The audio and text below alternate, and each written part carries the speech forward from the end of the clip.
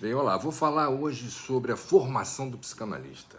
Consequentemente, vou falar sobre o chamado tripé psicanalítico. E o que isso exatamente significa? É que para ser reconhecido como psicanalista por escolas tradicionais de psicanálise, o candidato precisa se apoiar nos supostamente indispensáveis 3 pilares da formação. E quais são esses 3 pilares da formação? A análise pessoal, formação teórica e supervisão. Mas será que esse modelo ainda faz sentido?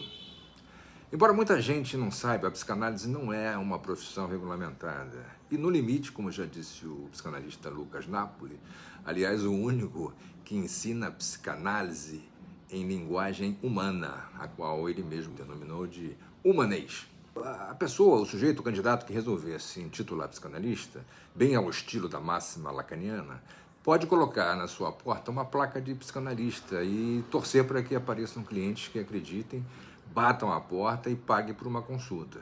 Ele não estará fazendo absolutamente nada ilegal ou fora dos padrões normativos profissionais. Mas aproveitando a lacuna de uma formação acadêmica, já que não existiam cursos de graduação em psicanálise, eu digo não existiam porque agora existem alguns, para o desespero de alguns psicanalistas tradicionais. Aos poucos foram aparecendo, então, ao longo dos anos, as chamadas escolas de psicanálise, que nem são, na verdade, escolas na concepção acadêmica, mas sim instituições privadas que estabeleceram exigências de que o candidato se submeta a uma análise pessoal obrigatória, geralmente com um analista designado pela própria instituição. Ou seja, você entrega a sua intimidade, seus conflitos, suas eventuais resistências a alguém que você não escolhe e não conhece. Bem, essas escolas passaram a difundir a ideia, descolada de qualquer lei ou de qualquer normativo profissional, de que só merece o título de psicanalista aquele que se submeter a uma formação por essas entidades. Freud, uma vez, lá pelos idos de 1920, disse que ninguém deveria ser forçado a se analisar. Mas as escolas transformaram o desejo em imposição e o aprendizado em obediência. E então surgem, obviamente, as perguntas incômodas. Tem que fazer análise pessoal? Ok, mas quantas sessões são suficientes? Quem decide quando o candidato vai estar pronto? Se o candidato, analisando, abandonar a terapia na 4ª sessão, ele pode se intitular analisado? O que garante que a análise didática, que é como é chamada essa análise de formação, realmente forma alguém, em vez de apenas reproduzir a ideologia da própria escola? O analisando pode escolher livremente seu analista ou precisa seguir a lista da escola? Precisa seguir a lista da escola. E quanto à supervisão, quem garante que ela não criará limitações, intimidações ou constrangimentos que prejudicam a autonomia do formando?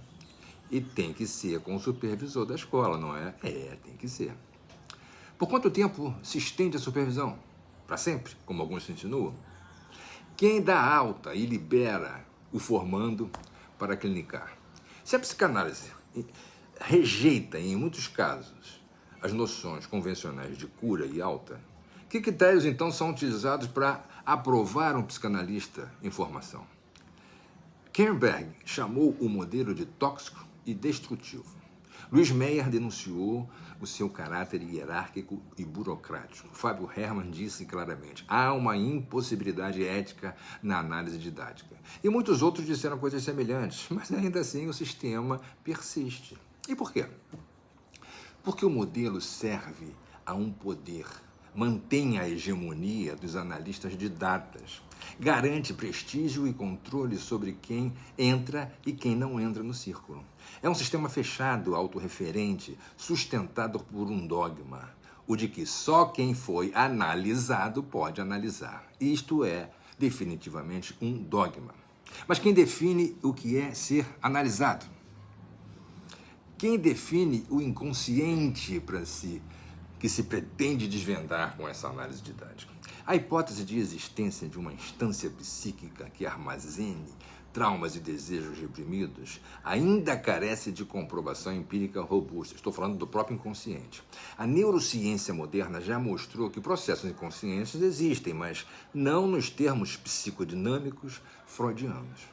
John Kilston e outros desenvolveram o conceito de inconsciente cognitivo, também diferente da instância inatingível pela consciência nos moldes do inconsciente psicodinâmico de Freud.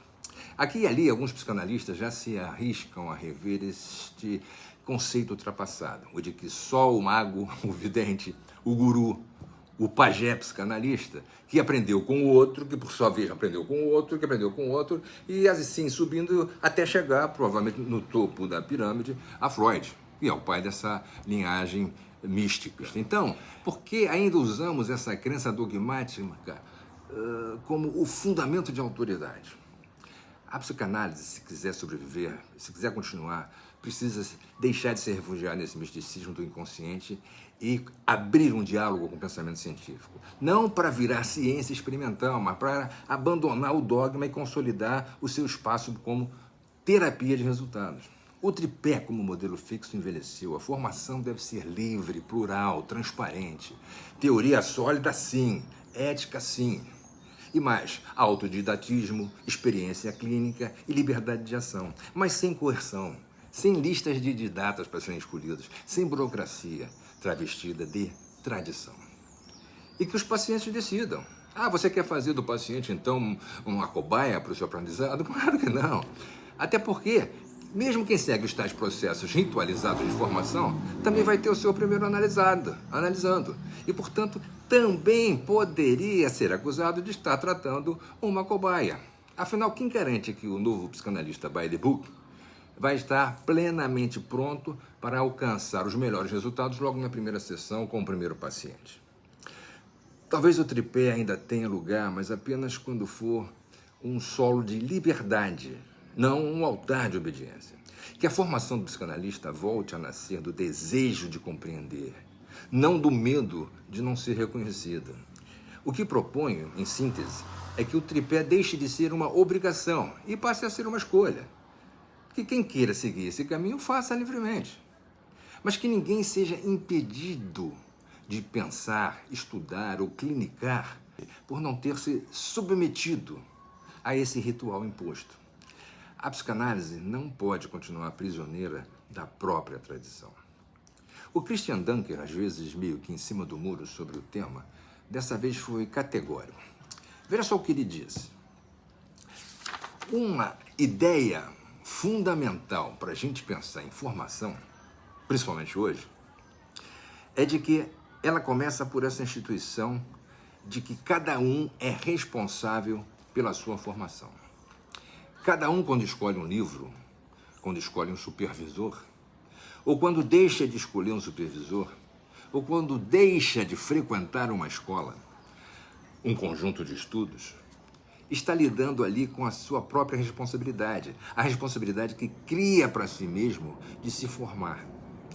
Não é por outro motivo que Lacan revolucionou a psicanálise, dizendo que o psicanalista não se autoriza senão de si mesmo.